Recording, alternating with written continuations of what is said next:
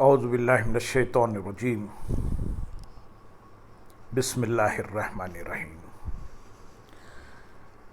لواحقین کے عمل سے میت کو فائدہ۔ مال وراثت وہ حق ہے جس کو شریعت نے نسبی رشتے کی بنا پر میت کے وارثوں کے لیے متعین کیا ہے۔ اس میں کسی غریب، امیر، یتیم اور مسکین کو دخل نہیں۔ مال وراثت نہ تو خدمت کا معاوضہ ہوتا ہے اور نہ غربت کے سبب سے متعین ہوتا ہے۔ یہی وجہ ہے کہ اولاد میں سے کوئی امیر ہو یا غریب، کسی نے ماں باپ کی خدمت کی ہو یا نہ کی ہو، کوئی فرما بردار تھا یا نافرمان، یا کسی نے مرتے وقت تک اپنے ماں باپ کو پوچھا تک نہیں، پھر بھی اسے شریعت کا مقرر کردہ وہ حصہ مال وراثت میں سے ملے گا۔ اس لیے شرعاً کوئی اپنی اولاد کو اپنی وراثت سے عاق نہیں کر سکتا، کیونکہ حق وراثت تو پیدا ہی مرنے کے بعد ہوتا ہے۔ لہذا جو حق ابھی پیدا ہی نہ ہوا، کوئی اس سے کس طرح عاق کر سکے گا۔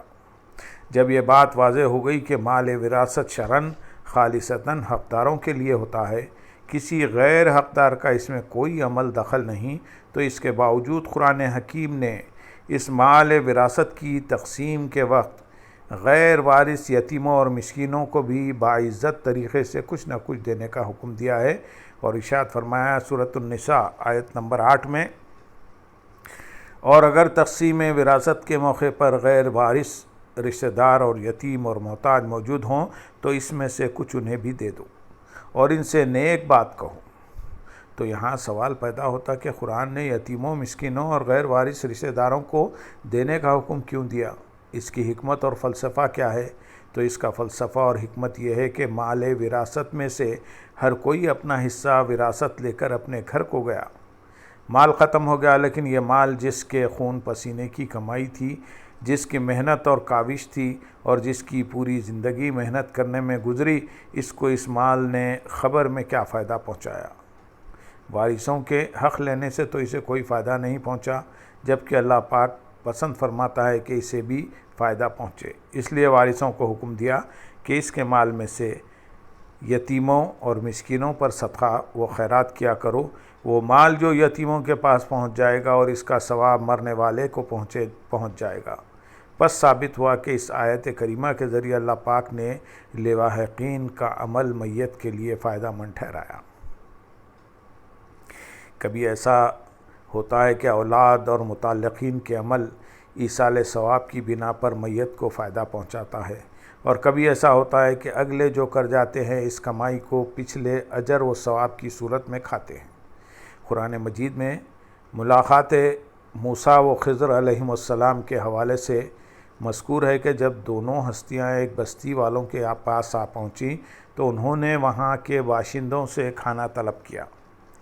بستی والوں نے ان دونوں کی میزبانی کرنے سے انکار کر دیا۔ پھر دونوں نے وہاں ایک دیوار پائی جو گرا چاہتی تھی۔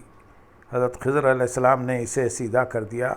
سیدنا موسیٰ علیہ السلام سے رہا نہ گیا۔ آپ نے کہا کہ اگر آپ چاہتے تو اس کی تعمیر پر مزدوری لے لیتے، مگر حضرت خضر علیہ السلام نے بعد میں اس تعمیر کی جو وجہ بیان کی۔ قرآن میں اس کا ذکر اس طرح ہے۔ سورۃ الکہف آیت نمبر 82 میں ارشاد ہے، اور وہ جو دیوار تھی تو وہ شہر میں رہنے والے 2 یتیم بچوں کی تھی، اور اس کے نیچے ان دونوں کے لیے ایک خزانہ مدفون تھا، اور ان کا باپ صالح شخص تھا۔ واضح ہوا کہ حضرت خضر علیہ السلام نے ان یتیم بچوں پر اتنی بڑی شفقت جو فرمائی وہ محض اس لیے نہیں تھی کہ وہ یتیم ہیں، بلکہ وہ اس وجہ سے تھی کہ ان کے آباء و اجداد میں سے کوئی اللہ کا ولی ہو گزرا تھا۔ مفسرین میں سے بعض نے وہ صالح شخص خود ان کے باپ یا دادا کو قرار دیا ہے، اور بعض نے کہا کہ ان کے اجداد سے چھٹے بزرگ اللہ کے کامل ولی تھے۔ اس وجہ سے اللہ تعالیٰ نے حضرت خضر علیہ السلام کے ذریعے ان یتیموں کو فائدہ دیا، یعنی عمل کسی کا تھا اور فائدہ اور برکت کسی اور کو بھی مل گئی۔ پس قرآن سے واضح ہو گیا کہ ایک شخص کا عمل دوسرے کو فائدہ دیتا ہے۔ سورۃ کہف کی اس آیت کریمہ کے حوالے سے سیدنا امام حسن مجتبیٰ رضی اللہ تعالیٰ عنہ نے ایک خارجی سے پوچھا، یہ بتا کہ سورہ کہف میں یتیموں کے مال کی حفاظت اللہ تعالیٰ نے کس سبب سے فرمائی؟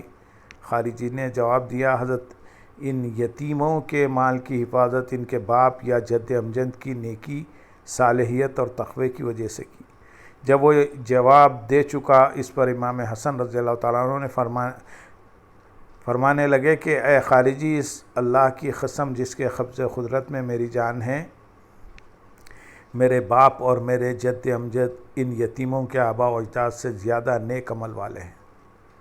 اللہ تعالیٰ ان کے جد کی نیکی اور تقوی کے حیا فرمایا ہے، اور تم میرے باپ کی نیکی اور میرے نانا کے تقوی کا ذرا احساس اور حیا نہیں کرتے، ہمارے ساتھ مسلسل دشمنی اور مخاصمت کا وتیرہ رکھتے ہو۔ اس طرح مصنف ابن ابی شیبہ اور مسند امام احمد بن حنبل میں ایک صحابی حضرت خثیمہ رضی اللہ تعالیٰ عنہ حضرت عیسیٰ علیہ السلام کا ارشاد نقل فرماتے ہیں، حضرت عیسیٰ علیہ السلام نے فرمایا، مومن کی اولاد کے لیے خوشخبری ہے، خوش نصیبی ہے ان کی کہ اللہ تعالیٰ ان کے والدین کی نیکیوں کی برکت سے بعد از وصال بھی ان کی حفاظت فرماتا ہے۔ پھر صحابی نے یہ آیت تلاوت فرمائی۔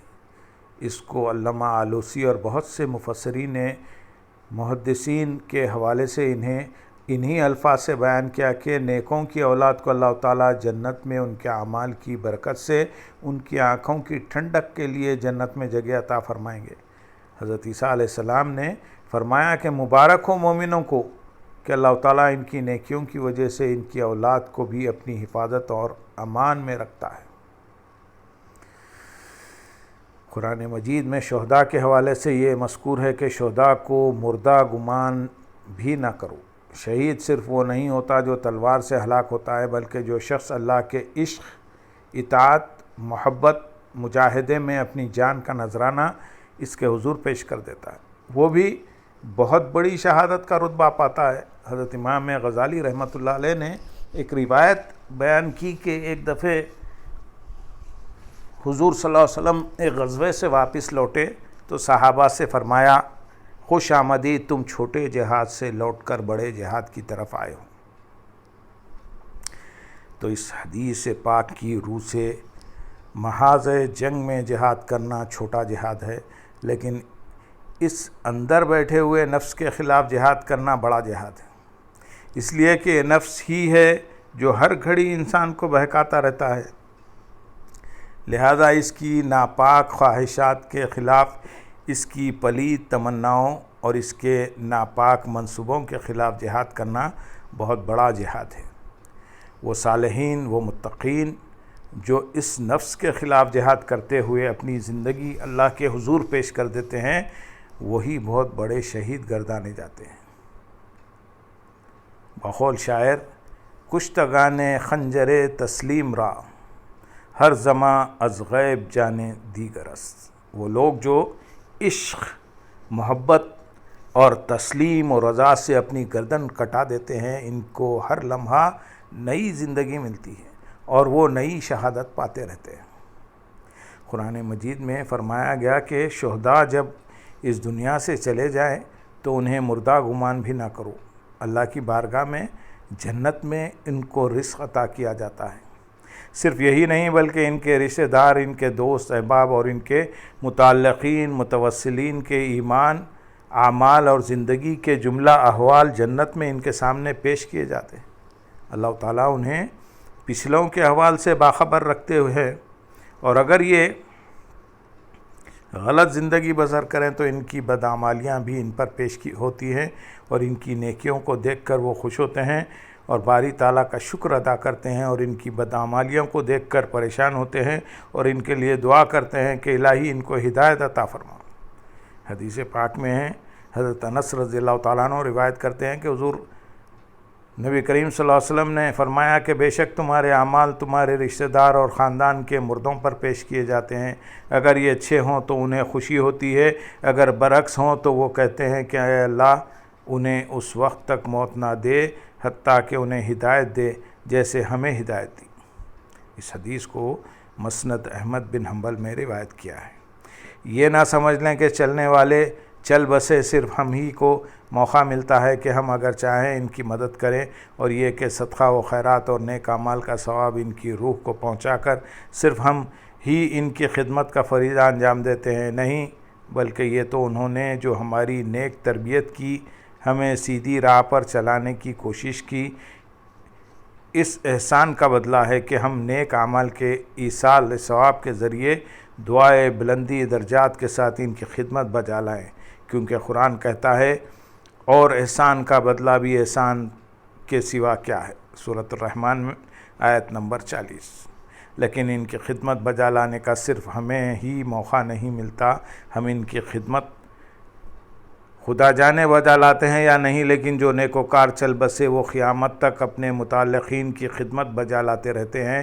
وہ ہر گھڑی اپنے متعلقین کے بد اعمال پر پریشان ہو کر اللہ کی بارگاہ میں مغفرت کی دعا کرتے ہیں، اور اس دنیا سے رخصت ہو جانے اور والا نیکوکار جو لمحہ بلمحہ اللہ کی بارگاہ میں آپ کی مغفرت کی دعا کرتا رہتا ہے، جس کے احسان کا سلسلہ ہر وقت آپ پر قائم ہے، اور آپ کو اتنا بھی احساس نہ ہو کہ اس احسان کے عوض اسے یاد کریں۔ بس حدیث نبی صلی اللہ علیہ وسلم سے یہ بات طے پا گئی کہ اللہ تعالیٰ اس امت میں ایک کے اعمال صالحہ سے دوسرے کو فائدہ پہنچاتا ہے۔ اللہم صلی علی سیدنا محمد وعلی آلہ سیدنا محمد وبارک وسلم۔